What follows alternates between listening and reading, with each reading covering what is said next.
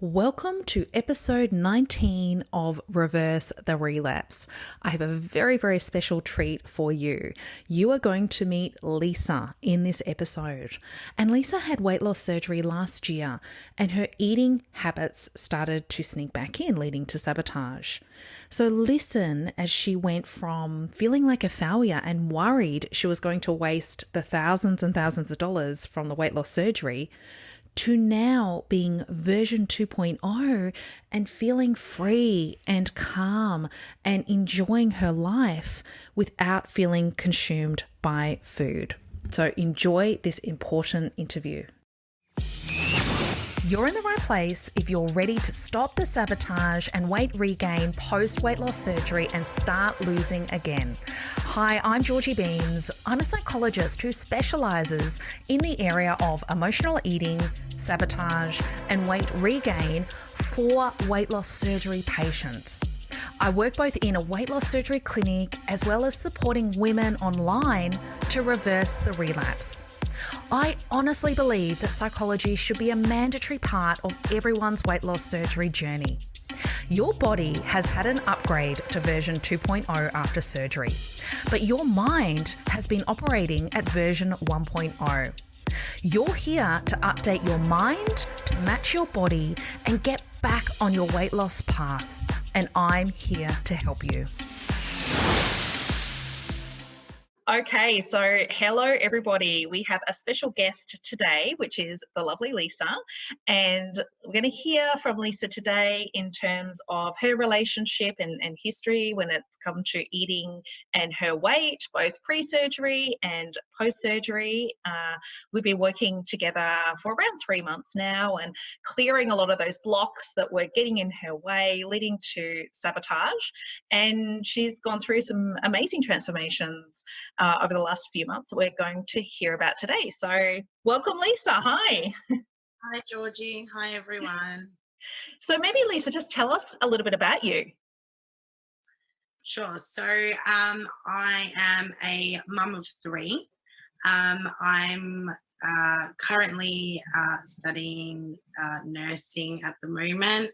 I have had a whole lifetime of weight issues. So from a very young child, I was always a chubby kid. I was always a chubby teenager, and that sort of went into my adult life as well. I, basically growing up, tried every diet there was, out there. And it usually just resulted to, I would lose some weight on the diet, but it sort of always came back to me putting on that weight again, and just being in a vicious cycle of, the next diet that I'd found or the next pill that was advertised, or, anything that really was, out there, or the new phase or craze that people were talking about. I would jump on it and try and lose weight. And yeah, that was literally my life. As a working mum, studying of three kids now, it just, it's exhausting. It's really exhausting, being on diet after diet and trying to really stop yourself from, eating those foods that, are not, you're not supposed to be eating, high sugary foods and things like that. It really took a toll on my life, really, just very exhausting. It is just so incredibly exhausting, and also like it just gets it affects every area of your life, don't you think? Like it's just consuming. You just can't get it out of your head, and it's just this constant chatter around what I should eat and what have I eaten, have I blown it, where am I at? Definitely. And even just eating out, or just birthdays or Christmas, or anything like that would normally result in overeating, feeling really sick, feeling really guilty, and then tomorrow. Tomorrow, and then tomorrow was usually like, I'll just have a little bit, just one won't hurt, and then one will turn into two, and then two would turn into the whole packet of Tim Tams, or it was just that cycle of you know, that that really big struggle Yeah. with food, and Yeah. it's a lifetime thing. It wasn't learned overnight. It was something that, the sneaky little chocolate biscuit, that I would, oh, no one, everyone's in bed, get the biscuits out or get the chips out, or, and not even thinking that I'm doing this to myself. Like, really, no one's even knowing what I'm doing, but it's me that's Hurting sabotaging myself. yourself. Yeah. Yeah. Yeah. And so then you made a big decision to get weight loss surgery. So tell us a bit about the surgery you got and the decision, leading up to that got you to that point. Yeah. So, I always thought of weight loss surgery as an easy way out. I never really gave it much thought. I always just thought that the next diet will work. I'll get this, I'll work this out, it will work. I just have to have a lot of willpower. I have to be strong in my mind, and, not eat the food, and just really stick to a diet. And I sort of, I didn't really think that much about surgery until something happened in my family, and someone close to me had passed away at the age of 33. He was a close relative, and it came out through the autopsy that he actually had passed away of heart disease. So it was undetected heart disease. He was quite a large, he was quite obese, but not much than I was, to be honest. Like, we were, our weight was very similar. If anything, I was probably heavier because I was shorter than him. And it just made me really think about my life and where I was heading. So, I've got, like I mentioned, I've got three children. I really want to be around for them. I don't know what's happening in my body. So, as far as his close family members knew, he didn't have any symptoms, never really complained or went to the doctors about having any heart, issues or anything like that. So it sort of made me think, well, I don't really know what's going on inside my body. And, how do I not know that, I'm just going to drop dead one day of heart Yes, that's disease? going to happen to me, Yeah. Yeah. So it Yeah. really that was sort of the deciding factor for me, personally. So then I started looking into weight loss surgery and what it entailed, pretty much. Yeah. And Yeah. then, yeah. And which surgery did you get? And was it the easy way out? So it most definitely was not the easy way out. It is easy to think of it that way because, the way you think is, okay, I'm going to get my stomach cut or bypassed. So I chose, okay, so I sort of looked into all surgeries. So, basically the sleeve and the bypass was the two main ones. And some people that had the sleeve, some people I knew personally as well, the sleeve, after a few years, they had put on some weight. The bypass, there wasn't a great deal of, I didn't find a great deal of people in the community who had put weight on with the bypass. So I went in my appointment with the surgeon with that in my mind. So I wanted the bypass because I wanted a safety net that, I can't really put on the weight again. So that was, and I did think, well, they're bypassing my stomach, so I can't fit that much food in there. I'm going to drop all this weight, and that will be it for me. Like, that's my life. I never really thought about anything mentally. It was just, oh, I can't fit that much food in. I'm going to lose weight. It's going to fix it. It's going going to to fix the fix. problem. It's going to give me more control, and and it's going to work because it's not up to me anymore. It's going to work because it's the Yeah, surgery working, right? exactly. Because whatever food I'm putting in, my stomach's going to take care of that. I can't. It's going to, it's not going to let me put more food than I can handle in.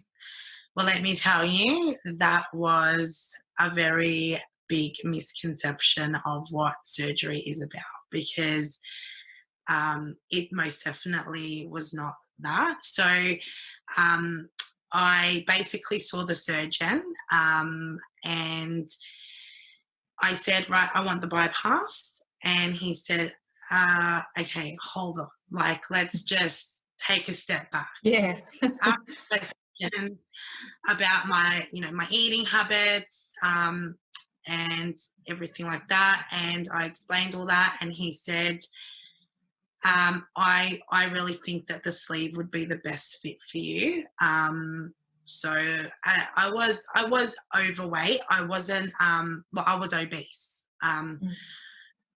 I wasn't. So basically, my BMI wasn't over like 40 or something like that, where he sort of determined factors such as, like, have you got diabetes, which I didn't have, things like that for the bypass. That was sort of like a drastic measure.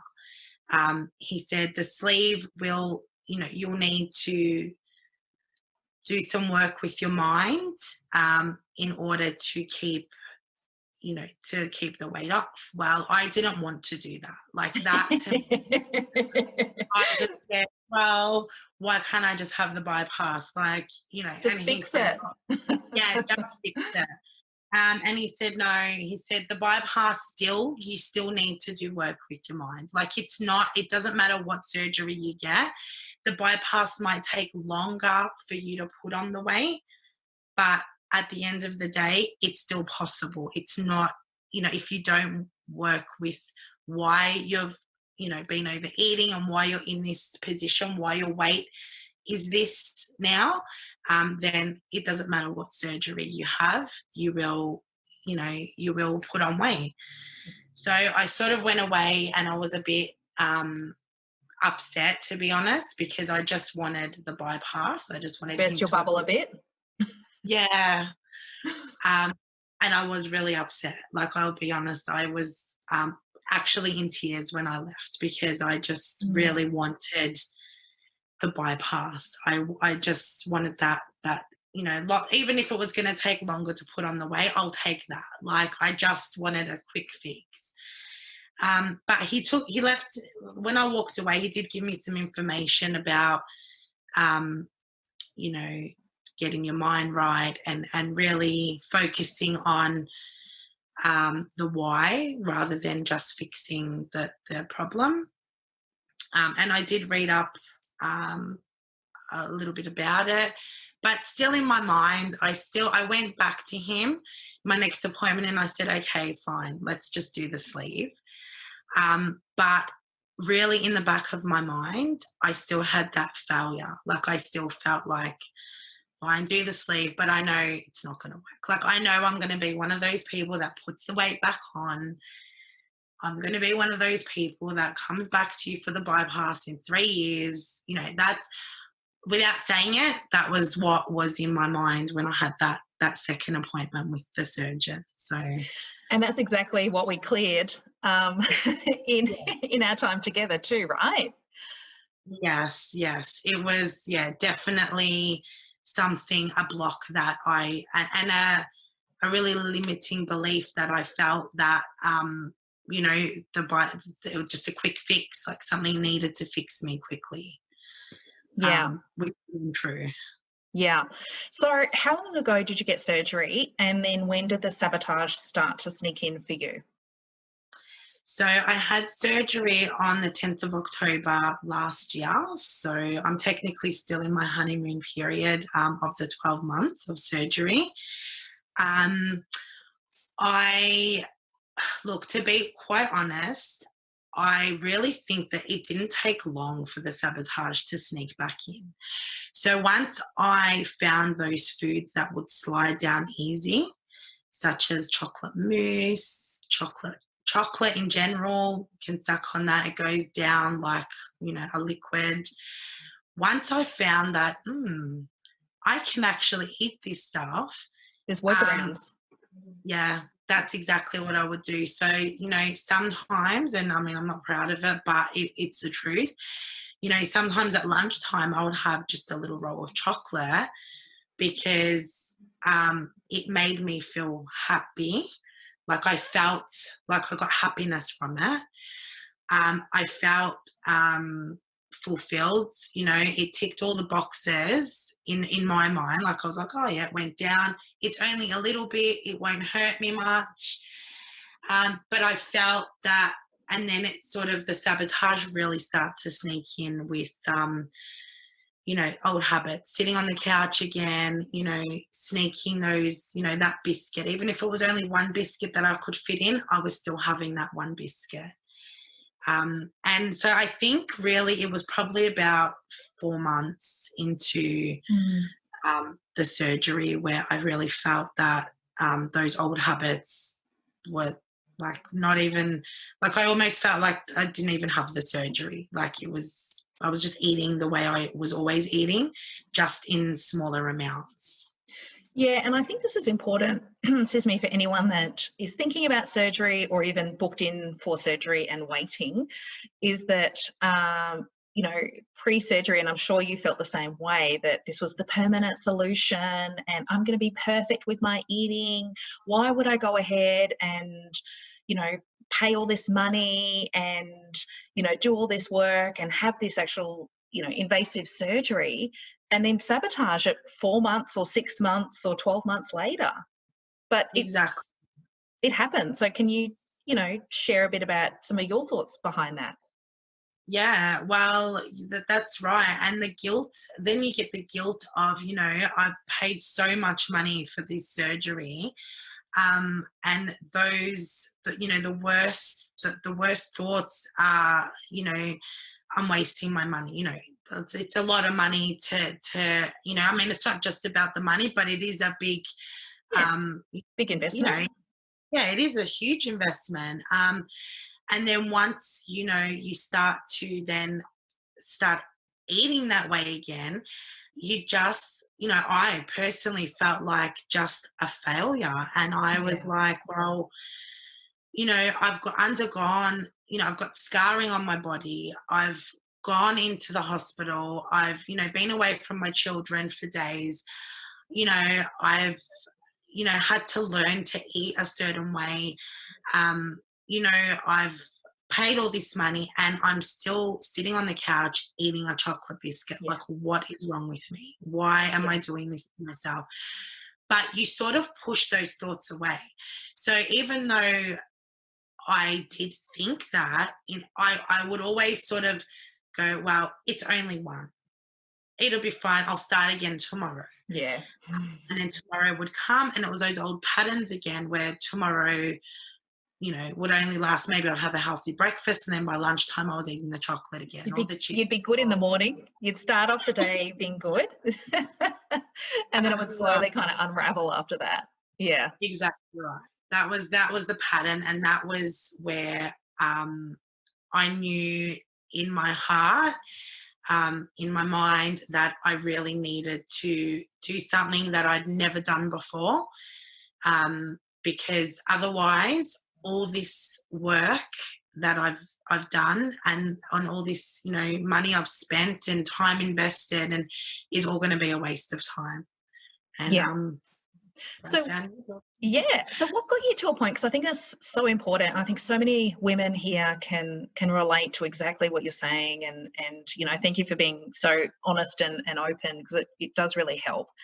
So there's probably so many women here in that kind of denial stage of just the old habits creeping back in, pushing it aside, but meanwhile the bad habits seem to get worse and worse, the weight regain, the plateau, the weight regain, but still in that denial stage. So what was it that took you from that denial stage to actually take action and reach out to me and engage in this process of working on your psychology and making those changes at that deeper level? Yeah, sure. So I guess, you know, I was in my, because I'm still in my 12 months of, you know, of my sleeve, my surgery. I still had my appointments with my dietitian, with my surgeon and stuff. So there was, I did have a scheduled appointment with my dietitian, which I thought, oh, I'm not even going to go to that. Like, what am I going to say to this woman? You know, she's going to ask me, oh, you know, what have you been eating? And if I lie, I'm only going to be hurting myself. Like, there's like, what's the point in having you know, a false meeting? You know, like, I wouldn't even waste my time. Maybe I just won't go to the meeting. So all these things were sort of going through my head, and so I sort of decided, no, you know what, I need to take accountability for what I'm doing. So obviously I'm stuck. I need help. So I really need to be honest with the dietitian and just tell her what I'm eating and what I'm doing, because the only way that I'm going to be able to get help is to be honest. I felt. So I did have my appointment with the dietitian, and she asked me what I was eating. And I was really honest with her, you know, and she did have some strategies, like, you know, putting the sugary treats sort of at the top of the pantry where it's not at eye level, things like that, which, yeah, are helpful. But, you know, I still know that they're up there. And if I really want it, I'm going up there to get it. You know, it was so. I had my appointment with her, and I explained to her what I was doing, how I was eating, and she basically said to me that, because I do know what to eat, and I'm sure most women do know what to eat, and, you know, you sort of know, you know, that choosing a carrot over a, you know, a piece of bread, chocolate, or a Tim Tam is a better option. So it wasn't that I didn't know what to eat. It was that I was choosing to eat, you know, those foods that made me feel a certain way at the time of consuming them. So she suggested that I listen to your podcast, Georgie. So she said, I really think that it's something that you need to work on in your mind. And, you know, she was happy with that. I knew what I needed to eat. It was just making those choices. So, yeah, I, you know, listened to your first podcast, and from the first podcast, I initially felt relieved. I was like, wow, this is someone who is speaking my language. I just felt really like I felt as though you were hearing me. So it wasn't, you know, it wasn't sort of like something where, you know, you're saying do A, B, and C and go off and do that and you'll be fine. It was actually, you know, listening to or saying, you know, what you were describing in your podcast was what I was feeling, just being stuck and just needing to find a way out and get the help that I needed to succeed, to have, you know, a lifelong good relationship with food. It wasn't just a diet. It wasn't a fix. It wasn't a quick thing that would happen overnight. So it engaged me and I was interested. I was like, okay, well, let me listen to the second podcast. And yeah, here we are. And here we are. Who would have thought? Yeah. When you're listening to that first podcast, you'd be here, right? Yeah, exactly. But they did really give me confidence, I think, you know, confidence to go, you know what, wow, there must be a community out there that is exactly, you know, feeling the way I'm feeling, doing, you know, on you know, obviously everyone's on their own journey, but can relate, you know, to me. So I think sometimes you feel like you're just going about this on your own, like no one really understands, you know, how you're feeling or you know, the guilt and everything that goes with, you know, you've had surgery, now you've put on weight again, or you're back to your old ways, it really takes a toll mentally. And just to know that there was a community there and someone that understood was, wow, like, yeah, this is where I need to be. Yeah, because I also think that many women can get caught in that trap of being on Instagram and hopping in these forums and these weight loss surgery communities where they're seeing all these, before and after transformation and the photos, and just seeing and hearing about people's best day. Like, they're not hearing and talking about so much around the real struggles around, kids gone to bed and you got the packet of Tim Tams out. And the guilt and the shame and all these, conflicting emotions, etc. Like, that's the conversation that's real that, I try to have on, on the podcast and working with clients. Exactly right. And that's what I really felt. That's where I felt the connection, is that it wasn't, it was really like, where as soon as he said, oh, put the kids to bed, sitting on the couch, I'm like, oh, there I am. Like, that's Can you see me? Yeah, that's a real thing. That's real life. That is what is really happening. And that's where I felt like, okay, I need to dig deeper. Like, I need to listen more and what's 10 minutes or 15 minutes a day, put my headphones on, listen and, really try and connect with what you're saying. And I did. I really felt like I did. Yeah. And so when you came to see me, we did a combination of working together with one of my, evidence-based processing tools to clear a lot of your blocks and barriers that were getting in the way and leading to sabotage. And many, I think you're pretty self-aware. So I think you had an awareness when we first started to work together of what that could be. And then I think we uncovered some things that you didn't know were there, which is very common as well. And then in between our work together, then you were undergoing my tapping program. And so I'd give you homework in between our sessions for you to continue going about, taking the layers of the peeling back the layers of the onion and essentially rewiring your brain around your relationship with food and weight. So what have been 1 to 2 things that have really shifted for you in our time together? Yeah, look, that definitely the tapping was an amazing tool that I felt really strange doing at the start.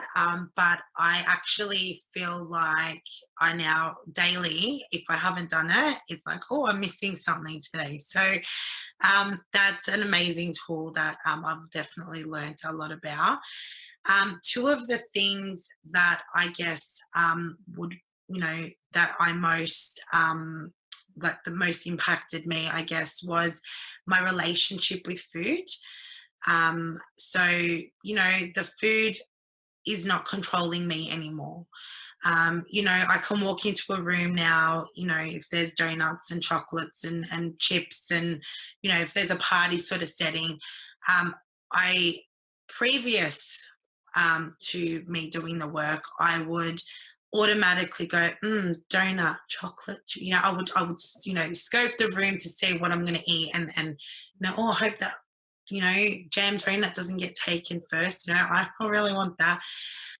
Whereas now I feel that I'm in control of the food. So if I buy some chocolate, it can stay in the cupboard for weeks now before I actually even remember or realize that it's there.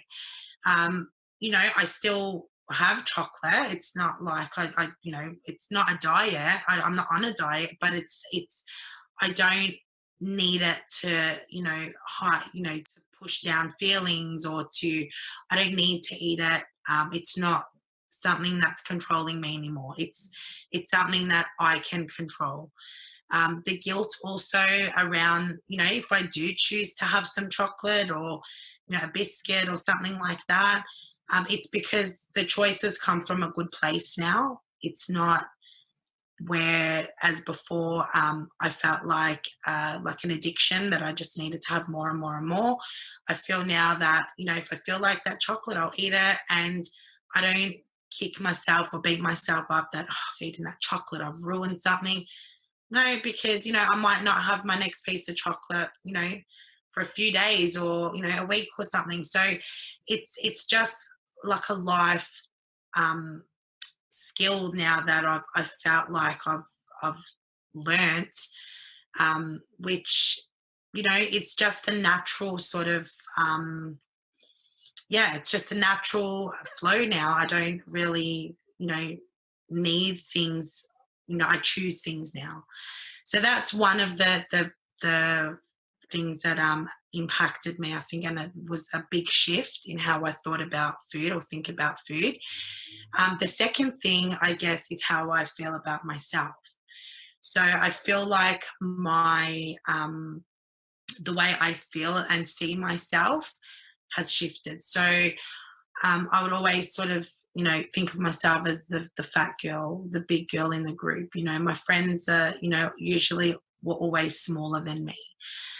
You know, when we'd go out, you know, I would look at them and go, oh, you know, they could wear that, you know, that dress or those, you know, that top or whatever. And I was sort of, you know, in the size 22 or the size 20 sort of, you know, frumpy kind of top that didn't show any rolls or hid my, you know, hid my little flaws, you know, well. And, you know, I don't feel that girl anymore. You know, I feel that you know, I'm a person, and I look in the mirror now, and, you know, it takes a lot of, you know, it doesn't happen overnight, but you just, I guess I've just learned to accept myself the way I am, and, you know, just enjoy the journey, you know, like you are, I am who I am.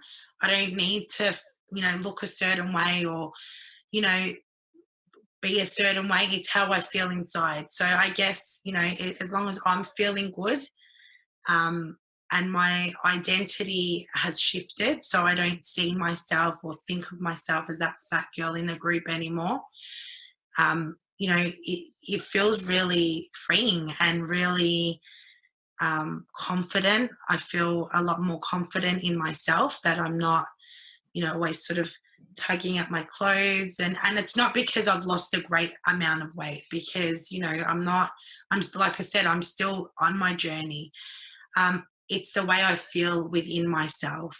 You know, I don't really care anymore about, you know, being the whatever girl I you know had labeled myself. You know, I'm just living my life, and I'm doing the best that I can do, that, you know, I'm making the best choices, sorry, that I can make. And, you know, we've said, Georgie, often that it's, you know, that watching that pot boil, you know, once you stop watching the pot boil, it sort of just happens naturally, and you're not, you know, constantly, you know, is it happening? You know, have I lost weight? You know, is that 1 kilo gone? It's, you know, it's really freeing not to worry or think about that. It's really exhausting to think about that.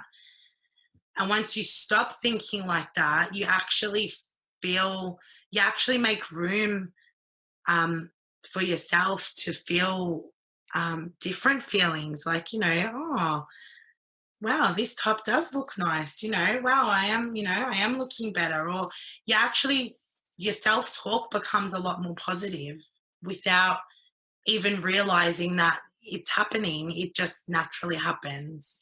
Yeah, and I think that is the phrase. It's like when you do this work. So essentially what we did is we took you from version 1 of where you were just so consumed by, you know, thoughts around food, negative self-talk, lower self-worth, identity was, you know, the big one.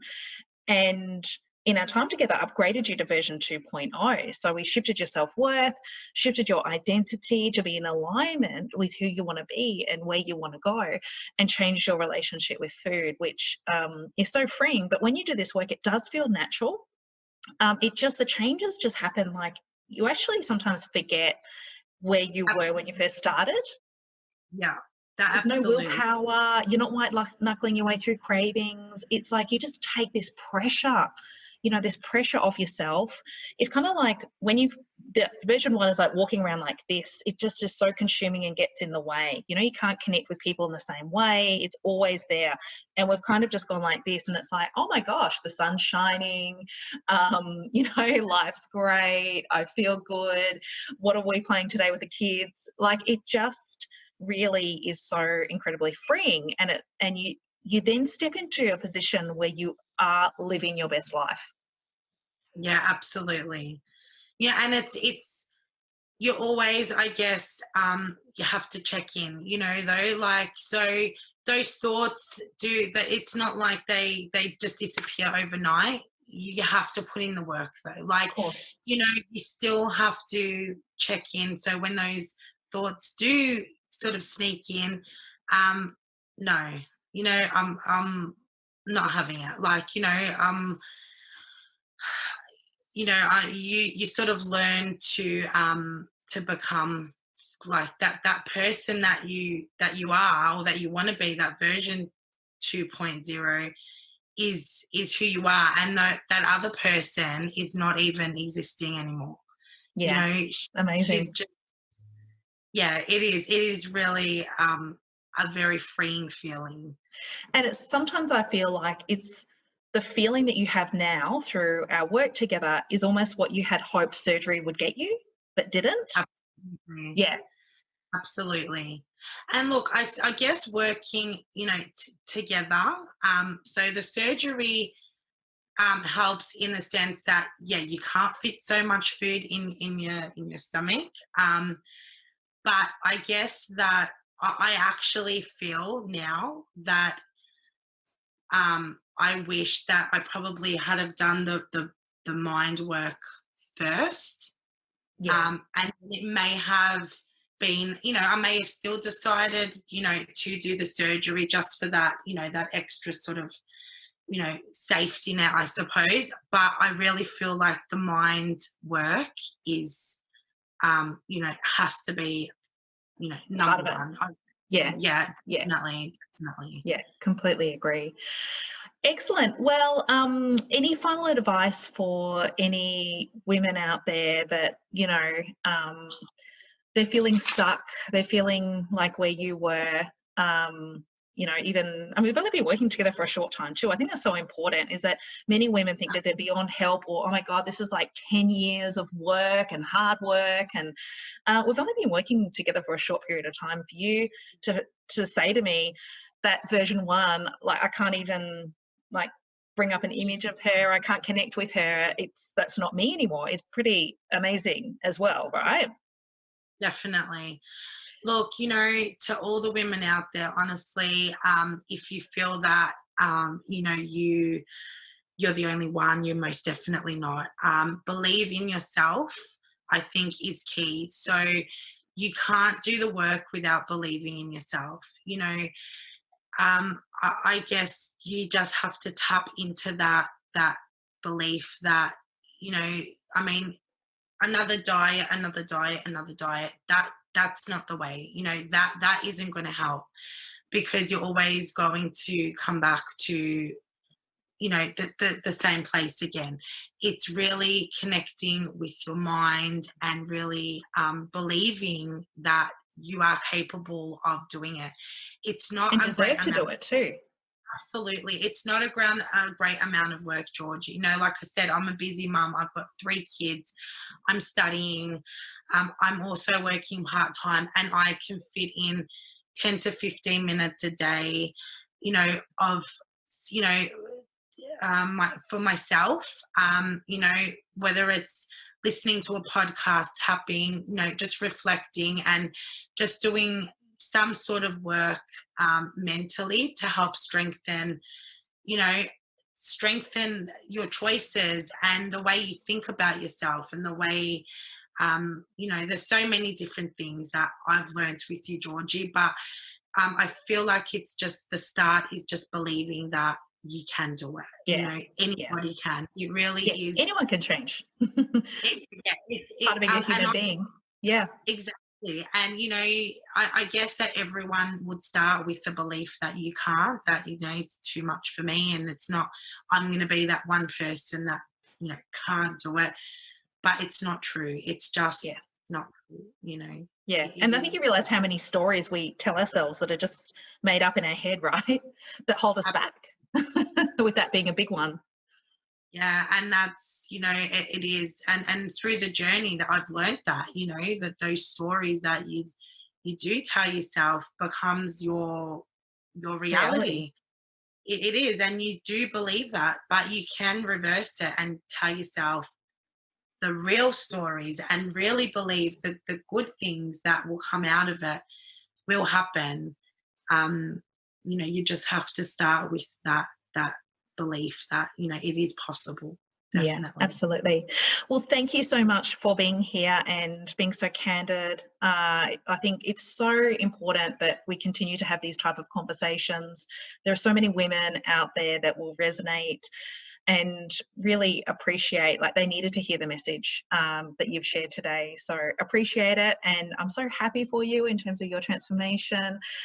You have been so committed. Once you decided, it's like, no, I'm just doing this work. And, I applaud you for that. And I can't wait to see where you are in version 2.0, Lisa, in another 6 months, 6 years time.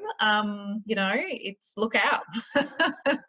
Thank you, Georgie. It's been an amazing journey, and one that I would highly recommend. Anyone that's struggling with these weight issues and things, just to really reach out and just listen to the podcast. Start there. Just start there. That's it. Yep. That's it's a small investment of time that can change so much of your life. Excellent. Well, thank you so much for being here, and we'll talk to you soon. Hey, bye. Thanks, Lisa. Bye. If you loved the content in this podcast, you have to come and check out my one-on-one coaching program. We work together for 3 months to get you back in control and change your relationship with food for good. Now, I only have limited places available every month, so go to my website and click Work With Me. That's www.georgiebeames.com. See you over there.